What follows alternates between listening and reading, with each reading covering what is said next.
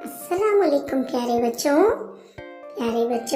आज मैं आपके लिए लाई हूँ नज़म चांद तारे। चलें शुरू करते हैं। चुपके चुपके आए हैं, चुपके चुपके आए हैं, चांद और तारे चमके हैं।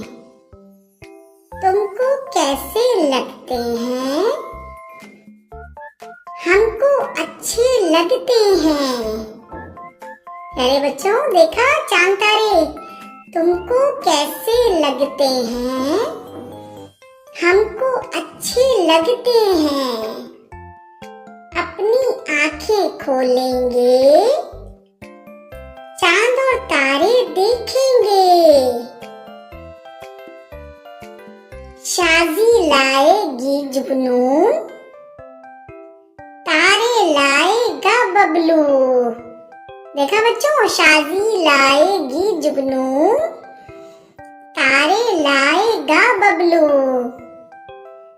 सारा बोली बाबा से, मुझको चंदा दो लाके। क्या बोली सारा?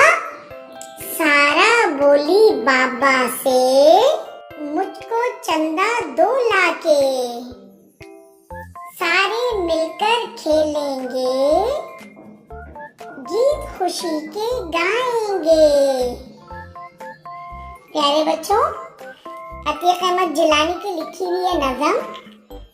देखें चांद तारे कितना खूबसूरत है।